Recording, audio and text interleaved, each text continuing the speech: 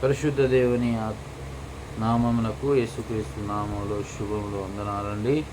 ఉదయకాల సమయంలో మరొకసారి మీ అందరికీ నా హృదయపూర్వక వందనాలు. మరి ఈరోజు అపొస్తలుల కార్యములు 11వ అధ్యాయము చదువుతున్నాను. అన్యజనులు దేవుని వాక్యం అంగీకరించిరని అపోస్తలులను యూదయ యందంతటనున్న సహోదరులను వినిరి. పేతురు యెరూషలేమునకు వచ్చినప్పుడు సున్నతి పొందిన వారు నీవు సున్నతి పొందని వారి యొద్దకు పోయి వారితో కూడా భోజనము చేసితివని అతనితో వాదము పెట్టుకొనిది. దేవునికి స్తోత్రము, మహిమ కలుగునుగాక. ఇక్కడ అన్యజనులను దేవుని వాక్యం అంగీకరించిరని అపోస్తలులు యూదయ యందంతటనున్న సహోదరులను వినిరి. ఇక్కడ అన్యజనులు దేవుని వాక్యాన్ని అంగీకరించారని విన్నారంట. విన్నప్పుడు పేతురు గారితో వాదం పెట్టుకుంటున్నారండి. వాదం ఏమని అంటే, వాళ్ళ దగ్గరికి పోయి సున్నతి పొందని వాళ్ళ దగ్గరికి పోయి వాళ్ళతో కూడా నువ్వు భోజనం ఎట్లా చేస్తావు అని మరి వాదం పెట్టుకో. ఈరోజు కూడా మన సంఘాలలో ఇలాంటి చిన్న చిన్న మాటలు జరుగుతూనే ఉంటాయి. ఎవరి ఇష్టం వచ్చినట్టు వాళ్ళు మాట్లాడుతూనే ఉంటారు. ఎదుటి వారిని లెక్క చేయని తత్వం, ఎదుటి వారిని మరి గౌరవించని తత్వం, ఎదుటి వారితో గొడవ పెట్టుకునే తత్వం క్రైస్తవులకు ఉండకూడదు. దేవునికి మహిమ కలుగునుగాక. అందుకు పేతురు మొదట నుండి వరుసగా వారికి ఆ సంగతి ఇలాగూ వివరించి చెప్పాను. నేను యొప్పే పట్టణములో ప్రార్థన చేయుచుండగా పరవశుడనైతిని. అప్పుడు ఒక దర్శనము నాకు కలిగెను. అది ఏదనగా 4 చెంగులు పట్టి దింపబడిన పెద్ద దుప్పటి వంటి ఒక విధమైన పాత్ర ఆకాశము నుండి దిగి నా యొద్దకు వచ్చెను. దాని వైపు నేను తేరి చూచి పరీక్షింపగా భూమి అందుండు చతుష్పాద జంతువులను, అడవి మృగములను, ప్రాకెడ పురుగులను, ఆకాశ పక్షులను నాకు కనబడెను. అప్పుడు పేతురు, నీవు లేచి చంపుకొని తినుమని ఒక శబ్దము నాతో చెప్పుట వింటిని. అందుకు నేను, వద్దు ప్రభువా, నిషిద్ధమైనది అపవిత్రమైనది ఏదియూ నా నోట ఎన్నడూనూ పడలేదని చెప్పగా, రెండవ మారు ఆ శబ్దము ఆకాశము నుండి, దేవుడు పవిత్రము చేసినవి నీవు నిషిద్ధమైనవని ఎంచవద్దని ఉత్తరమిచ్చాను. ఇలాగూ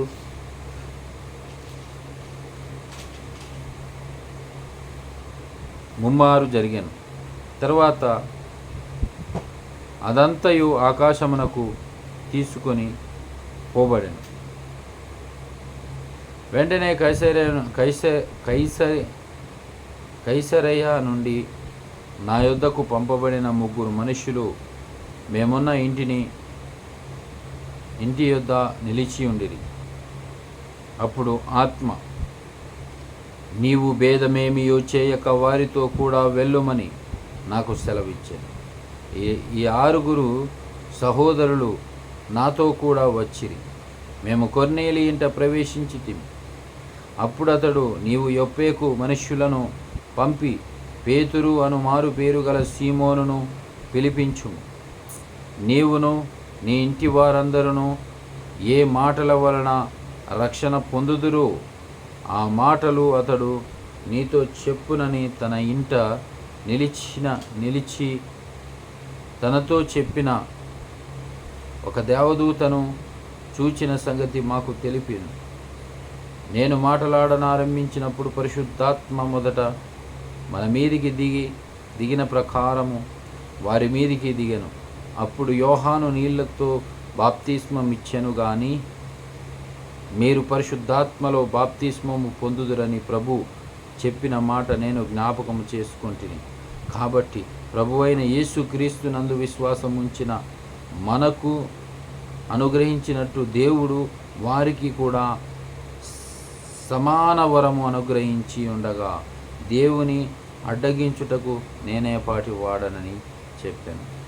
వారి మాటలు విని మరేమి అడ్డము చెప్పక, అయితే అన్యజనులకును దేవుడు జీవార్థమైన మారుమనస్సు దయచేసి ఉన్నాడని చెప్పుకొనుచు దేవుని మహిమపరిచిరి. దేవునికి మహిమ కలుగునగాక.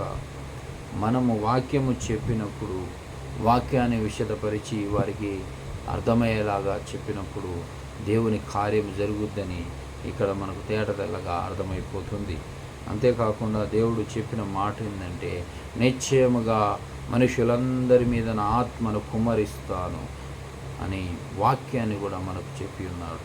కాబట్టి మనం ఆశతో నిరీక్షణతో ఈ కడవరి దినాలలో ప్రభు కొరకు ప్రార్థన చేద్దాము. మన ఆత్మలు రక్షింపబడటమే కాకుండా కొందరినైనా అగ్నిలో నుంచి లాగినట్లుగా మనము లాగడానికి ప్రయత్నించేద్దాం.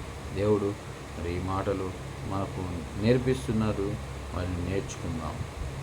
స్తెఫను విషయములో కలిగిన శ్రమను బట్టి చెదిరిపోయిన యూదులకు తప్ప మరి ఎవరికిని వాక్యము బోధింపక ఫెనీకే, కుప్రా, అంతియోకయ ప్రదేశముల వరకు సంచరించిరి.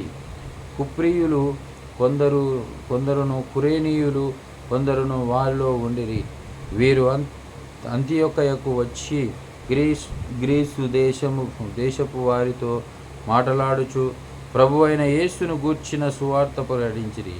ప్రభువు హస్తము వారికి తోడై ఉండెను గనుక నమ్మిన వారనేకులు ప్రభు తట్టు తిరిగిరి. వారిని గూర్చిన సమాచారము యెరూషలేములోనున్న ప్రభు సంఘపు వారు విని బర్నబాను అంతియోకయకు వరకు పంపిరి. అతడు వచ్చి దేవుని కృపను చూచి సంతోషించి ప్రభువును స్థిర హృదయముతో హత్తుకొనవలనని అందరినీ హెచ్చరించెను. అతడు ఆ పరిశుద్ధాత్మతోనూ విశ్వాసముతోనూ నిండుకొనిన సత్పురుషుడు. బహుజనులు ప్రభు పక్షమున చేరిరి. అంతటా అతడు సౌలును వెదగుటకు తార్సునకు వెళ్ళి అతనిని కనుగొని అంతియోకయకు తోడుకొని వచ్చెను. వారు కలిసి 1 సంవత్సరమంతయు సంఘములో ఉండి బహుజనములకు వాక్యమును బోధించిరి.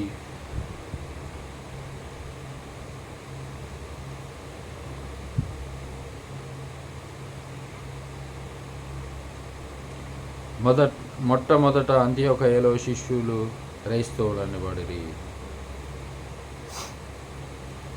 ఆ దినముల యందు ప్రవక్తలు యెరూషలేము నుండి అంతియోకయకు వచ్చిరి. వారిలో అగబు అను ఒకడు నిలబడి భూలోకమంతటా గొప్ప కరువు రాబోచున్నదని ఆత్మ ద్వారా సూచించెను. అది క్లౌదియా చక్రవర్తి కాలమందు సంభవించెను. అప్పుడు శిష్యులలో ప్రతి వాడును తన శక్తి కొలది యూదయలో కాపురమున్న సహోదరులకు సహాయము పంపుటకు నిశ్చయించుకొనెను. అలాగున చేసి బర్నబా, పౌలు అను వారి చేత పెద్దల యుద్ధకు దానిని పంపిరి. దేవునికి మహిమ కలుగునుగాక. చూస్తున్న మీ అందరికీ దీవెనలు, ఆశీర్వాదాలు దేవాది దేవుడు మెండుగా కురిపించునుగాక. ప్రతిరోజు ప్రార్థన, ప్రతిరోజు వాక్యము, ప్రతిరోజు మరి దేవుని ధ్యానము తప్పకుండా మన జీవితాల్లో ఉండాలి, మన బ్రతుకుల్లో ఉండాలి. ఎందుకంటే బ్రతుకుట యేసు కొరకు, బ్రతుకుట యేసు కొరకు, బ్రతుకుట యేసు కొరకు.